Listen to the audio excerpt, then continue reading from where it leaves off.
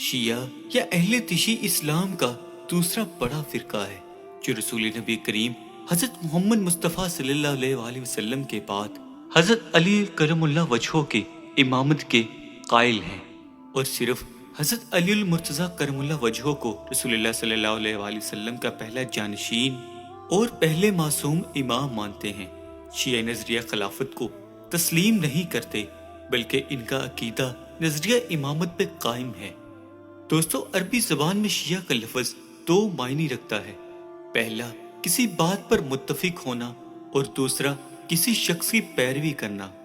اور اس شخص کا ساتھ دینا ہے۔ قرآن کریم میں شیعہ کا لفظ کچھ اس طرح سے آیا ہے، جبکہ حضرت موسیٰ علیہ السلام کے پیروکاروں کو شیعان حضرت موسیٰ علیہ السلام اور فرعون کا ساتھ دینے والوں کو شیعان فرعون کہا، اور حضرت ابراہیم علیہ السلام کو شیعان نوح کہا گیا ہے۔ حضرت علی اور حضرت امیر معاویہ کے اختلافات کے زمانے میں ان دونوں کے حامیوں کو شیعان حضرت علی المرتضیٰ کرم اللہ وجہہ اور شیعان حضرت امیر معاویہ کہہ کر پکارا جاتا تھا۔ اگر لفظ شیعہ ویسے ہی استعمال کیا جائے تو اس کا مطلب شیعان حضرت علی ابن طالب ہوتا ہے، یعنی وہ گروہ جو ہر اختلافات میں حضرت علی المرتضیٰ کے حامی تھے اور جو ان کی امامت بلا فصل کا عقیدہ رکھتا ہے۔ آپ اگر آج کسی شیعہ سے اس کی تاریخ پوچھیں گے کہ اس فرقے کا آغاز کب اور کیسے ہوا، تو آپ کو یہ جواب سننے کو ملے گا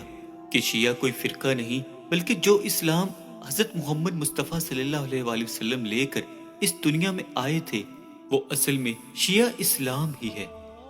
یعنی ان کے مطابق اوریجنل اسلام ہی شیعہ ہے۔ لیکن آخر اس فرقے کی ابتدا کہاں سے ہوئی اور یہ کب وجود میں آیا، اس موضوع پر ہم تفصیلاً بات کریں گے۔ شیعہ فرقے کا یہ عقیدہ ہے کہ حضور نبی کریم صلی اللہ علیہ وآلہ وسلم نے دعوت عشیرہ اور خطبہ حجۃ الوداع کے موقع پر سریعام حضرت علی المرتضیٰ کو اپنا جانشین بنانے کا اعلان کیا تھا۔ دعوت ذوالعشیرہ کے موقع پر آپ نبی کریم صلی اللہ علیہ وآلہ وسلم نے ارشاد فرمایا تھا، جو کوئی میری مدد کرے گا وہ میرا وزیر، میرا وصی، میرا خلیفہ ہوگا۔ اسی موقع پر حضرت علی المرتضیٰ کرم اللہ وجہہ کھڑے ہو گئے اور آپ فرمانے لگے، اگرچہ میری ٹانگیں کمزور ہیں اور میں چھوٹا ہوں، مگر پھر بھی میں آپ نبی کریم صلی اللہ علیہ وآلہ وسلم کی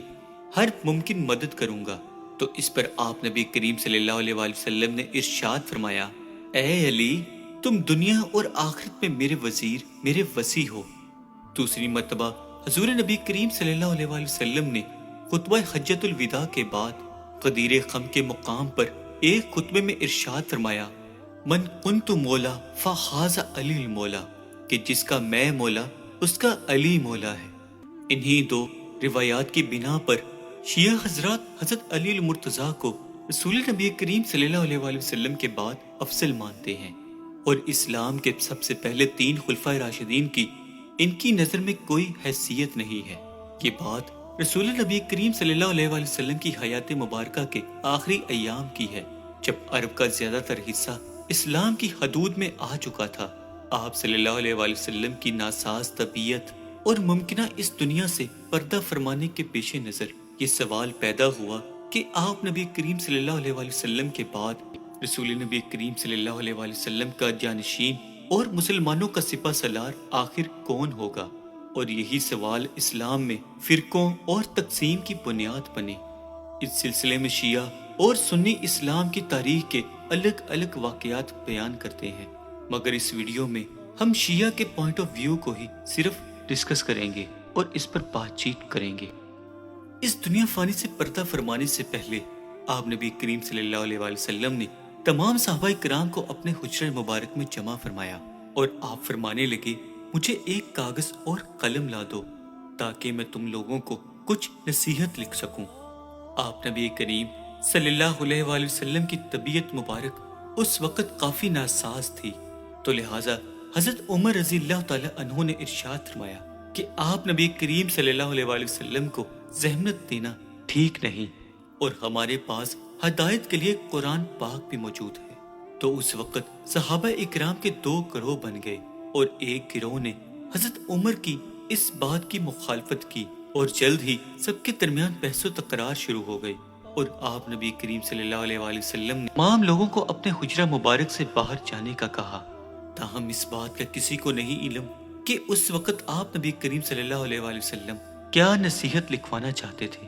لیکن شیعہ حضرات اس بات کا دعویٰ کرتے ہیں کہ آپ نبی کریم اپنے بعد حضرت علی کو اپنا جانشین بنانا چاہتے تھے، مگر حضرت عمر رضی اللہ تعالیٰ عنہ نے اپنی سازش کے ذریعے ایسا نہ ہونے دیا۔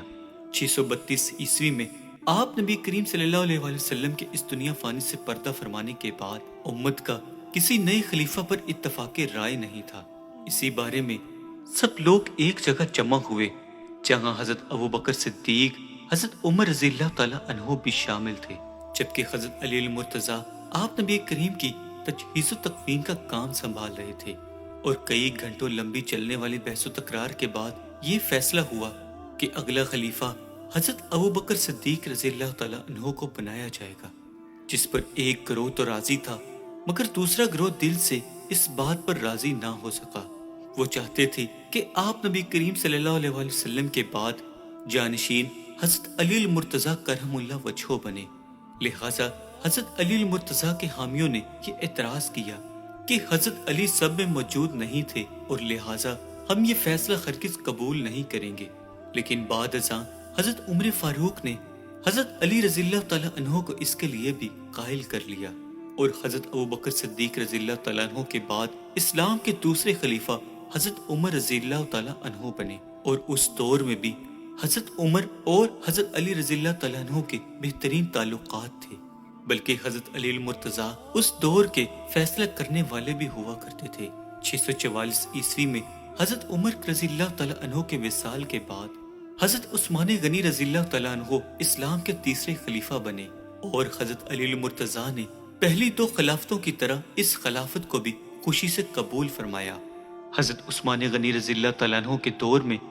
ان کی طرف سے ظالم قبائلوں کی طرف نرمی ان کی عدم اعتمادی کا سبب بنی، اور تمام تر باغیوں نے حضرت عثمان غنی رضی اللہ تعالیٰ عنہ کو شہید کر دیا۔ اس کے بعد حضرت علی المرتضیٰ رضی اللہ تعالیٰ عنہ اسلام کے چوتھے خلیفہ بنے، لیکن یہ کام اس وقت اتنا بھی آسان نہیں تھا، کیونکہ اس وقت مسلمانوں کے درمیان اختلافات اس قدر کافی شدت اختیار کر چکے تھے۔ حضرت عثمان غنی رضی اللہ تعالیٰ عنہ کا تعلق کیونکہ بنی امیہ خاندان سے تھا، اس لیے بنی امیہ خاندان حضرت علی المرتضیٰ سے حضرت عثمان غنی کے قاتلوں کا بدلہ لینے کا مطالبہ کر رہا تھا، اور یہ تنازع اس قدر بڑا بن گیا کہ مسلمانوں کی آپس میں پہلی جنگ شروع ہو گئی۔ اس جنگ میں ایک طرف حضرت علی المرتضیٰ رضی اللہ تعالیٰ عنہ اور ان کے ساتھی تھے، جبکہ مخالف میں حضرت امیر معاویہ اور ان کے ساتھی مد مقابل تھے۔ حضرت علی المرتضیٰ نے جنگ کو روکنے کے لیے حضرت امیر معاویہ سے مذاکرات کی کوشش فرمائی، مگر کچھ سازشوں کی وجہ سے یہ تمام تر مذاکرات کامیاب نہ ہو سکے، اور یوں دیکھا دیکھی ایک بڑی جنگ کا آغاز ہو گیا، جبکہ حضرت علی المرتضیٰ اپنے تمام تر ساتھیوں کو روکتے رہے، اور ان تمام نے آپ علی المرتضیٰ کی ایک نہ سنی، اور یوں 656 عیسوی میں حضرت علی المرتضیٰ رضی اللہ تعالیٰ عنہ اور حضرت امیر معاویہ کے درمیان جنگ جمل کا آغاز ہوا۔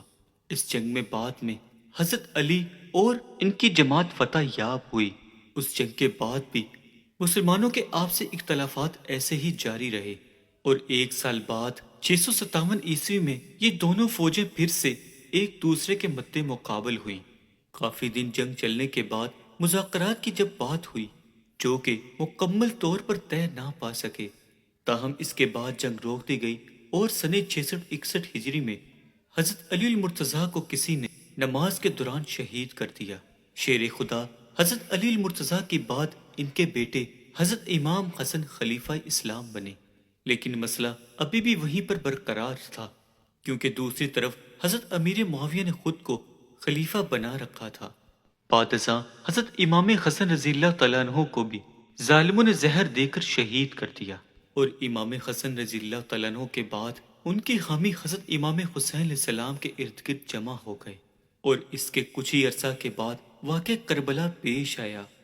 جس میں حضرت امام حسین علیہ السلام اور آپ کے تمام تر ساتھیوں کو بھی شہید کر دیا گیا۔ چنانچہ ایک لمبا سلسلہ جو آپ نبی کریم صلی اللہ علیہ وآلہ وسلم کے بعد آپ کے جانشین کی حیثیت سے مسلمانوں کے درمیان تنازع سے شروع ہوا اور حضرت امام حسین علیہ السلام کی شہادت پر آ کر ختم ہو گیا، اور یہی تمام تر اختلافات اسلام میں تقسیم کا باعث بنے۔ حضرت علی شیر خدا کے حامی، جو پہلے تو ایک سیاسی تحریک تھی لیکن بعد میں ایک فرقہ بن گئے، جن کا مقصد اہل بیت یعنی آپ نبی کریم صلی اللہ علیہ وآلہ وسلم کے خاندان میں سے کسی کو خلیفہ بنانا تھا، اور انہوں نے اس کے علاوہ کسی بھی بننے والے خلیفہ کو قبول نہ کیا اور ہمیشہ ان کی مخالفت ہی کرتے رہے۔ یہ اسلامی تاریخ میں دنیا کی سب سے بڑی اور آخری سازش تھی، جس نے اسلام کو دو فرقوں یعنی سنی اور شیعہ میں تقسیم کر دیا۔ اللہ سب کو ہدایت نصیب فرمائے اور ایک دین پر چلنے کی توفیق عطا فرمائے، آمین۔